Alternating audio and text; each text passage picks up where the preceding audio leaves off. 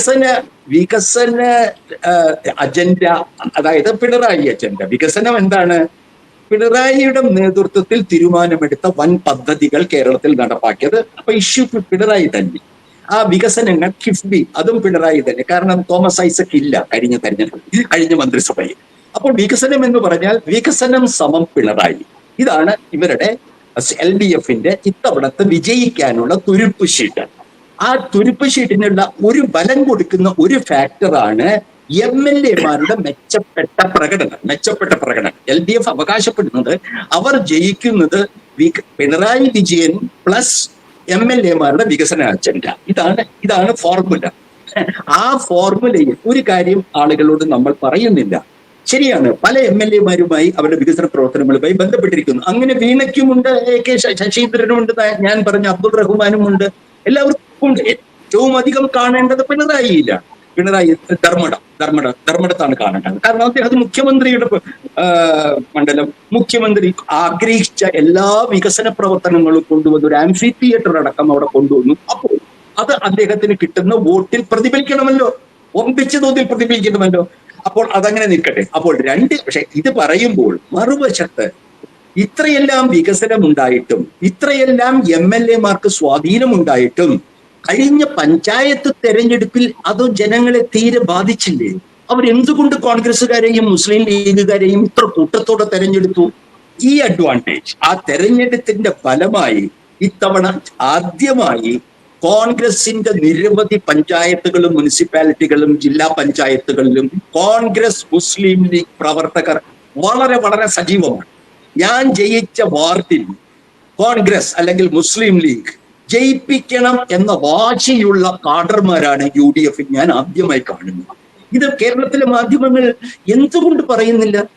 ഈ വികസനത്തിന്റെ കാര്യം പറയുമ്പോഴും എന്തുകൊണ്ട് പാലത്തിന്റെയും കിഫ്ബിയുടെയും കാര്യം പറയുമ്പോൾ ഇതെല്ലാം കഴിഞ്ഞിട്ട് അടിത്തട്ടിലുള്ള ഒരു പഞ്ചായത്തിൽ അതിൽ CPM-നും LDF-നും ഇത്ര വലിയ ചരിത്രപരമായ പിന്നണി ഉണ്ടായിട്ട് അവർ ഇത്തവണ അവരുടെ അസംബ്ലി സ്ഥാനാർത്ഥികളെ സഹായിക്കാൻ കിണഞ്ഞു പരിശ്രമിക്കുമെന്നുള്ളത് അല്പമെങ്കിലും അടിസ്ഥാന രാഷ്ട്രീയവും വികസനത്തെ കുറിച്ച് അറിവുള്ള ഏത് മാധ്യമ പ്രവർത്തകനും മനസ്സിലാവും. ഓരോ പഞ്ചായത്ത് മെമ്പർ അതുകൊണ്ടാണ് ഞാൻ പറയുന്നത്, ഇതെല്ലാം കൊണ്ടാണ് ഞാൻ പറയുന്നത്, ഇതെല്ലാമാണ് എന്നെ അങ്ങനെ ഒരു ഡീറ്റെയിലേക്ക് പോകുന്ന മാധ്യമ പ്രവർത്തനം മലയാളത്തിൽ ഇല്ലല്ലോ, അത് നമുക്കറിയാവുന്നതാണ്. ഇല്ല, അതാണ് ഞാൻ പറയുന്നത്. താങ്കൾ ഒരു ഫൈനാൻഷ്യൽ ജേർണലിസ്റ്റ് ആയതുകൊണ്ട് താങ്കൾക്ക് ഡീറ്റെയിൽസ് വളരെ പ്രധാനമാണ്. താങ്കൾക്ക് പരിചയമാണ്, കണക്കുകൾ സൂക്ഷ്മമായിരിക്കണം, ഒരു അക്കൗണ്ട് അല്ലെങ്കിൽ ഒരു ആനുവൽ സ്റ്റേറ്റ്മെന്റ് എങ്ങനെ വായിക്കണമെന്ന് താങ്കൾക്കറിയാം. അല്ലാതെ പരത്തി പറഞ്ഞ് വളവള എന്ന് പറഞ്ഞതുകൊണ്ട് പത്രപ്രവർത്തനം അല്ലെന്ന് താങ്കൾക്കറിയാം. അപ്പൊ അതുകൊണ്ട് ഞാൻ പറയുന്നു, ഇരിക്കട്ടെ സർ. അപ്പൊ പക്ഷെ എനിക്ക് ഏറ്റവും അത്ഭുതം തോന്നിയത് കളമശ്ശേരിയില് ശ്രീ രാജീവിനും ഇങ്ങനെ ഇതുപോലൊരു ചലഞ്ചസ് ഉണ്ടെന്ന് കേൾക്കുന്നു. അദ്ദേഹം പുതിയ നിയമസഭയിലെ CPM പ്രതിപക്ഷത്തിരിക്കുകയാണെങ്കിൽ പ്രതിപക്ഷ നേതാവാകേണ്ട ആളാണ്. അദ്ദേഹത്തിന് പോലും ചലഞ്ച് ഉണ്ടെന്ന് പറയുമ്പോൾ നമുക്കറിയാമല്ലോ എന്താണ് നടക്കുന്നത്. അതെ, അത് വലിയ തിരിച്ചടിയായിരിക്കും എന്ന് പറഞ്ഞാൽ ഞാൻ മനസ്സിലാക്കിയത്, എന്റെ തൊട്ടടുത്ത സീറ്റ് ഇതാണ്. ഞാൻ തൃക്കാക്കരയാണെങ്കിൽ തൊട്ടപ്പുറത്തെ കളമശ്ശേരിയാണ്. എനിക്ക് വളരെ നല്ല പരിചയമുള്ള സീറ്റാണ്. കേരളത്തിലെ സമ്പത്തിന്റെ കേന്ദ്രം താങ്കൾ ശ്രദ്ധിച്ചുകൊള്ളൂ. കേരളത്തിന്റെ ഏറ്റവും പണക്കാരുള്ള 2 മണ്ഡലങ്ങളാണ് കേരളത്തിലെ ഏറ്റവും അധികം പണക്കാരും പദ്ധതികളുമുള്ളതാണ് തൃക്കാക്കരയും കളമശ്ശേരി. ഇവിടെയാണ് പണം ഉൽപ്പാദിപ്പിക്കപ്പെടുന്നത് തെരഞ്ഞെടുപ്പില്. ഇവിടെയാണ് റിയൽ എസ്റ്റേറ്റ് ഓണർമാരുടെ പിടിയുള്ള സ്ഥലം. കോഴിക്കോട്, തൃശ്ശൂര് സ്വർണ്ണാഭരണ വ്യാപാരികളുടെ സ്ഥലം പോലെ കേരളത്തിന്റെ റിയൽ എസ്റ്റേറ്റ് കേന്ദ്രമാണ് ഈ കളമശ്ശേരിയും ഈ തൃക്കാക്കരയും എറണാകുളവും. അവിടെ ഏറ്റവും അധികം രാജീവനെ പോലെ കളമശ്ശേരി നോക്കിയ ഒരു മന്ത്രിയില്ല. അദ്ദേഹത്തിന്റെ സകല പ്രവർത്തനങ്ങളും കളമശ്ശേരിയെ ലാക്കാക്കിക്കൊണ്ടായിരുന്നു. ഒരു ഉദാഹരണത്തിന് പറയാം, ഈ ഒരു കൊല്ലം 2 കാർഷിക മേള ഒരേ സ്ഥലത്ത് രാജീവൻ നടത്തും. ഇതൊന്നും കേരളത്തിലെ മാധ്യമങ്ങൾക്ക് എണ്ണം പിടിക്കാൻ അറിയില്ല അവർക്ക്. കാരണം ഒരു തവണ നടത്തിയ അതേ കാർഷിക മേള 6 മാസം കഴിഞ്ഞപ്പോൾ അവിടെ തന്നെ ചാക്കോള ഓഡിറ്റോറിയത്തിൽ നടത്തുകയാണ്, ഒപ്പിച്ച് പണം ചിലവാക്കിക്കൊണ്ട്. അപ്പോൾ ഇത്ര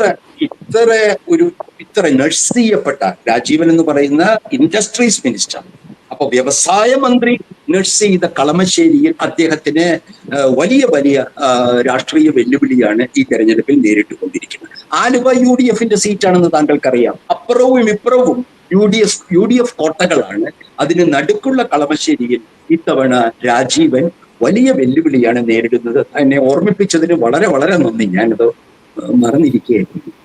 അല്ല, അപ്പൊ അത് ഞാൻ ഇതുപോലെ തന്നെയാണ്. കൊല്ലം എന്ന് പറയുന്ന ഡിസ്ട്രിക്റ്റ് ഇടതുപക്ഷത്തിന്റെ കോട്ടയാണ്.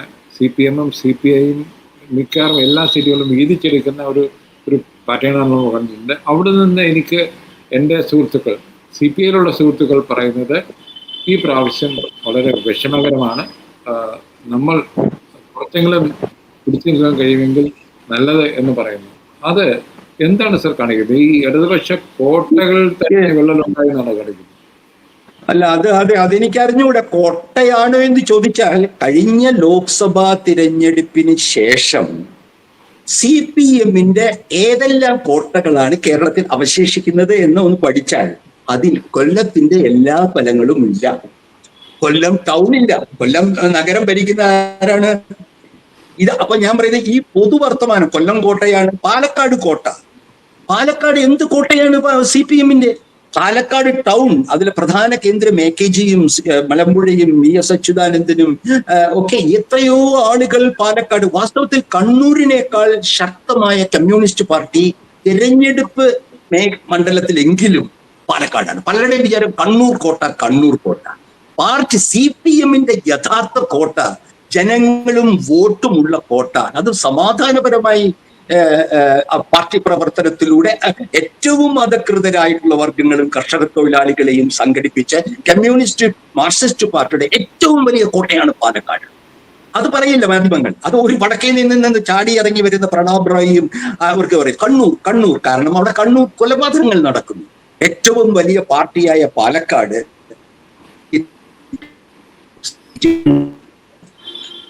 ഞാൻ കാണുന്നത്. കണ്ണൂരിന്റെ കാര്യം ഞാൻ പറഞ്ഞു, കണ്ണൂർ കാര്യത്തെക്കുറിച്ച്.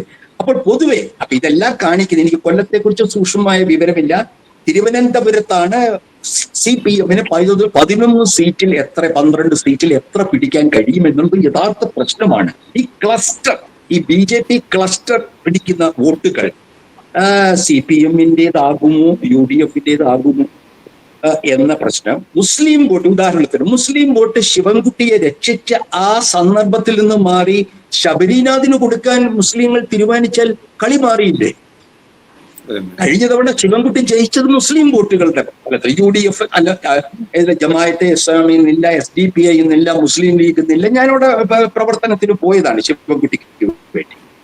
അപ്പൊ ഞാൻ ഇത്തവണ എനിക്ക് പോകാൻ കഴിഞ്ഞില്ല. പോകണമെന്ന് ഞാൻ ആഗ്രഹിച്ചതാണ്. കാരണം ശിവൻകുട്ടി ജയിക്കുക എന്നുള്ളത് മതനിരപേക്ഷ കേരളത്തിന്റെ ആവശ്യമാണ്. കാരണം അത് പക്ഷേ ശബരിനാഥ് സ്ഥാനാർത്ഥിയാകുമ്പോൾ ഈ മുസ്ലിങ്ങൾ അങ്ങനെ കൂട്ടമായി ശിവൻകുട്ടി അണ്ണനെ വോട്ട് ചെയ്യുന്നു. അവർക്ക് പ്രിയപ്പെട്ട ശിവൻകുട്ടി അണ്ണന് മുസ്ലിം വോട്ടർ ചെയ്യുമോ? ആ പ്രശ്നമുണ്ട്. ആ പ്രശ്നത്തിൽ ഒളിച്ചോടിയിട്ട് കാര്യമില്ല. പിന്നെ ഒരു കാര്യം നമ്മൾ കേരളത്തിൽ പറയാത്തത്, ഇത്തവണ കേരളത്തിൽ മാത്രം ഇലക്ഷൻ കമ്മീഷൻ എന്തോ വലിയ മാലാഖയാണെന്നുള്ള മട്ടിലാണ് ഇടതുപക്ഷവും വലതുപക്ഷവും പറഞ്ഞുകൊണ്ടിരിക്കുന്നത്. എന്തൊരു അപഹാസ്യമായ തൊഴിൽ വിഭജനമാണ്. സർ, ഒരു പോയിന്റോടെ എനിക്ക് ചോദിക്കാനുണ്ട്. നമ്മൾ കഴിഞ്ഞ 2 ഇലക്ഷൻ, പഞ്ചായത്ത് തെരഞ്ഞെടുപ്പും അതിന് മുമ്പേ നടന്ന ലോക്സഭ തെരഞ്ഞെടുപ്പിലും ഈഴവർ ട്രഡീഷണലി CPM അല്ലെങ്കിൽ കമ്മ്യൂണിസ്റ്റ് പാർട്ടികളിൽ കൂടെ നിന്ന ഈഴവർ മാറുന്നു, BJP-യിലേക്ക് പോകുന്നു എന്ന ഒരു ശ്രുതി ഉണ്ടായിരുന്നു. അത് എത്രമാത്രം ഈ ഇലക്ഷനിൽ കേൾക്കുന്നുണ്ട്? അതിന് ഏറ്റവും നല്ല സൂചിക വെള്ളാപ്പള്ളി നടേശൻ എന്ന RSS അനുഭാവി എന്ന സ്ലീപ്പർ സെൽ, ഇടതുപക്ഷത്തിനകത്തുള്ള BJP-യുടെ സ്ലീപ്പർ സെൽ ആയ വെള്ളാപ്പള്ളി നടേശനാണ്. വെള്ളാപ്പള്ളി നടേശനെ നിങ്ങൾ തെരഞ്ഞെടുപ്പ് പ്രചരണ സമയത്ത് ഒട്ടും കണ്ടില്ല. അതെന്താണ് മാധ്യമങ്ങൾ ശ്രദ്ധിക്കാതിരുന്നത്? എന്തുകൊണ്ട് ഇത്രയധികം മുസ്ലിം വിരുദ്ധത വിഷം വമിപ്പിച്ചുകൊണ്ടിരുന്ന ഈ മാന്യൻ ചുമയാണെന്നോ ശാരീരിക അസുഖമാണെന്നോ പറഞ്ഞ് ഈ തെരഞ്ഞെടുപ്പിന്റെ സമയത്തിൽ എന്നൊരക്ഷരം പറയാതെ കഴിച്ചുകൂട്ടി. ഇന്നലെ ആദ്യമായി പറഞ്ഞപ്പോൾ അദ്ദേഹം പറഞ്ഞത് എന്റെ ആഗ്രഹമാണ് ഇടതുപക്ഷം ജയിക്കണമെന്ന്. അതോ അപ്പൊ ഭാര്യയുടെ ആഗ്രഹമായ RSS BJP ജയിക്കണം, അല്ലെങ്കിൽ മകന്റെ ആഗ്രഹമായ BDJS ജയിക്കണമെന്നാണോ ഇപ്പോൾ അദ്ദേഹം ആഗ്രഹിക്കുന്നത്? ഇത്ര കപട നാട്യമുള്ള ഒരു വൃദ്ധനെ നമുക്ക് ആലോചിക്കാൻ കഴിയുക ഇന്നലെ ചോദിച്ചപ്പോൾ. അദ്ദേഹം പറയാണ്. അതുമാത്രമല്ല, അദ്ദേഹം വളരെ അപഹസിച്ചിരുന്ന സതീശൻ എന്ന കോൺഗ്രസ് നേതാവിനെ യോഗ്യൻ എന്നും അദ്ദേഹം പറയുന്നു. ഇതാണ് നിങ്ങൾ രാഷ്ട്രീയം. ഈ രാഷ്ട്രീയത്തിന്റെ വ്യക്തികളിലാണ്, വിടവുകളിലാണ് മാധ്യമ പ്രവർത്തനവും രാഷ്ട്രീയ നിരീക്ഷണവും നടത്തിയിട്ടുണ്ട്. അത് പറയാതെ ഓരോരുത്തർക്ക് കുഴലൂതുകയും എല്ലാം ഒരുപോലെ തെരഞ്ഞെടുപ്പ് വോട്ട് എണ്ണിക്കഴിഞ്ഞിട്ട് ഫലം പറഞ്ഞാൽ പിന്നെ മാധ്യമ പ്രവർത്തനത്തിന്റെ ആവശ്യം എന്താണ്? സർവേകൾ ചെയ്താൽ പോരെ. അപ്പൊ അതുകൊണ്ട് ഈ താങ്കൾ ചോദിച്ച ഈ ഈഴവ വോട്ടിന്റെ കാര്യം, ഈഴവ വോട്ട് BJPയിലേക്ക് CPM-ൽ നിന്ന് പോയ വോട്ടുകൾ CPM-ലേക്ക് തിരിച്ചു കൊണ്ടുവരാൻ അമ്പേ പരാജയപ്പെട്ടിരിക്കുകയാണ് ഈ വെള്ളാപ്പള്ളി കുടുംബം. അത് ഒരു കുടുംബത്തിന്റെ 2 പേർക്ക് വോട്ട് CPM-ൽ നിന്ന് BJPയിലേക്ക് പോകുന്നതിൽ സന്തോഷവും, അവരാണ് അതിന്റെ ഉത്തരവാദികൾ. തിരിച്ചു കൊണ്ടുവരാൻ ഇത്രയധികം വിടുവായത്വം ജനങ്ങളുടെ, കേരളത്തിന്റെ ജനങ്ങളുടെ മതനിരപേക്ഷ ബോധത്തെ വെല്ലുവിളിച്ചുകൊണ്ട് ഇത്തരത്തിൽ പ്രവർത്തിച്ച ഒരു വ്യക്തി ഇപ്പോൾ ഇലക്ഷൻ സമയമായപ്പോൾ അദ്ദേഹം ഉൾവലിയുന്ന ചിത്രം കേരളത്തിൽ കാണും. അതും ഞാൻ ഈ പറയുന്ന പോലെ 90-90 സീറ്റ് കൂടുതൽ അധികം സീറ്റുകൾ UDF കിട്ടി ജയിക്കാനാണ് സാധ്യത എന്നതിന്റെ വിലയിരുത്തൽ ശക്തിപ്പെടുത്തും. താങ്കൾക്ക് നന്ദി. അത് അത്തരം ഒരു വിഷയം ഇവിടെ ഉന്നയിച്ചാൽ, അല്ലെങ്കിൽ നമ്മൾ പറയാതെ പോകുമായി. അതന്നെ, അതാണ് സർ. നമുക്ക് ഇന്ന് സമയാധിക്കൊണ്ട് നിർത്താം. പക്ഷെ നമ്മൾ പാർട്ടികളുടെ ഭാവിയെപ്പറ്റി ഒരു പുതിയ സീരീസ് പോലെ നമുക്ക് ചർച്ച ചെയ്യണം. അതായത് കോൺഗ്രസ് ആണെങ്കിലും ജയിക്കുന്നതും തോക്കുന്നതും അല്ലല്ലോ, പാർട്ടികൾ എങ്ങനെ ജനങ്ങളെ. അതെ അതെ, താങ്കൾ ഇതിന് ഈ ഷോയ്ക്ക് തലക്കെട്ട് താങ്കൾ തന്നെ പറഞ്ഞ റിവേഴ്സ് തരംഗം എന്ന് പേരിട്ടാൽ വലിയ സന്തോഷമായിരിക്കും. അതാണ് ഞാൻ പറയാൻ ഉദ്ദേശിച്ച കൃത്യമായ കാര്യം.